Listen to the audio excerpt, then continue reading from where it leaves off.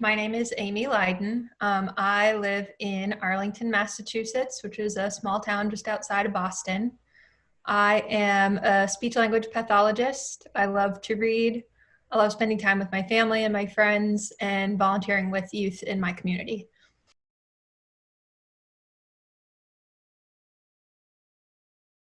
So I am a past liver cancer caregiver. I don't have liver disease, but my partner, Courtney, had a rare form of liver cancer that impacts young people.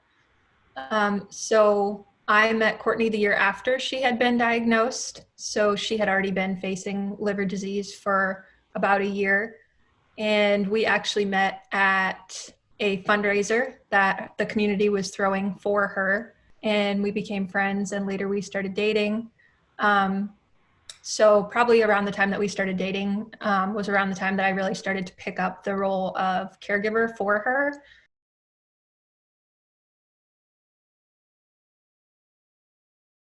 So in the beginning, she was not my first friend to have cancer. She was my first friend to have liver cancer. But I had, sort of played the role of just supportive friend. I shouldn't put a just in front of that, but, it was different definitely from being the role of a friend of a person with cancer to being the partner and caregiver, care partner for someone with cancer definitely was very different. So, when our relationship changed in that way, liver cancer changed for me. It became a lot more overwhelming, became a lot scarier to think about the fact that Courtney's disease was already pretty advanced, and that, someone who had become so much a part of how I saw myself and how I put myself out into the world might not be there much longer. And all she was just struggling so much in so many areas of her life.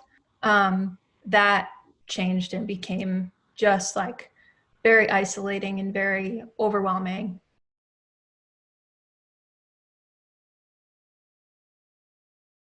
So the type of cancer that Courtney had was called fibrolamellar, and it is a rare form of liver cancer that, although it affects people outside of these age groups, it generally impacts mostly young adults and teenagers, which Courtney was right in there. She was 22 at diagnosis. So um, I think that is something that's really hard because when you're 22, it's kind of this period of time where you're feeling like you're going to start making decisions for yourself and being really independent. And suddenly Courtney had these huge decisions to make about her health. And so she really leaned into her mom and her grandparents and her doctors. And so the first option that was pursued was a liver resection surgery, which is pretty common for that type of cancer, for fibrolamellar. Unfortunately, at the time of the surgery, it was discovered that some of her lymph nodes were also already involved. So when that happens in fibrolamellar, they typically try and treat with just surgery first. But if they find that there are other body systems that are involved, they will pursue other treatments as well. So the kind of perplexity of radiation therapy is that although it was pretty effective for her, it really, really diminished her quality of life for kind of a big portion of time. And unfortunately, at the end of her radiation, she was hopefully going to start a new clinical trial that was great because it was sort of aimed and targeted at the type of cancer that she had, which had never really happened before. They hadn't had targeted therapies for fibrolamellar before. But unfortunately, her health had declined so much since radiation that it was not possible for her to pursue the trial.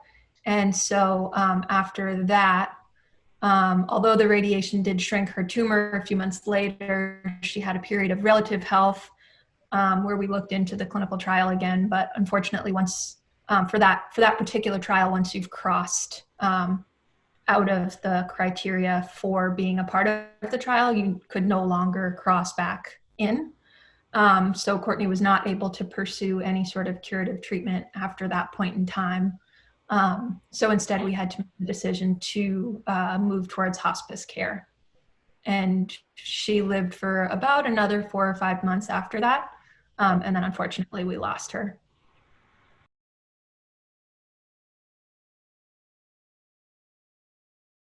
My warning before my advice would be that, particularly if you're dealing with a young person with cancer, and especially if you're a young caregiver like I was, it can be incredibly isolating.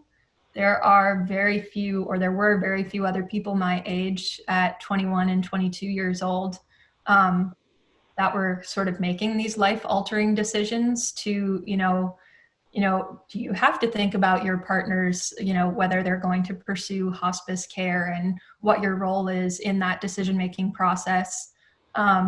So it was incredibly isolating for me at that time. I really didn't have any friends that could relate at all to the situation I was in. And so in order to find people that were more familiar, I had to really make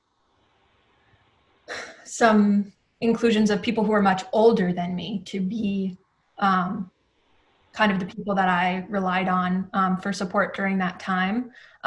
And so my advice would be to figure out who your support system is going to be and what a support system looks like for you. I think a great resource is to reach out to any counseling or support group activities that are available to you.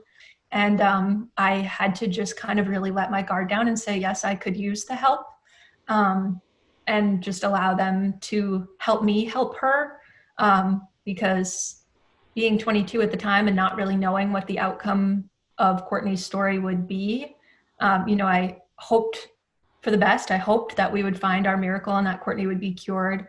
But I wanted to be prepared either way. And that sort of meant finishing my education and having a career path planned. So although I'm sort of taking the role of her primary caregiver, I need some people who I can really, really strongly rely on to help me when I need to be at school or when I need to be at work. So that would be my biggest piece of advice: is decide what a support system looks like for you, and as soon as you can, start putting that in place, because you're most likely really going to need it.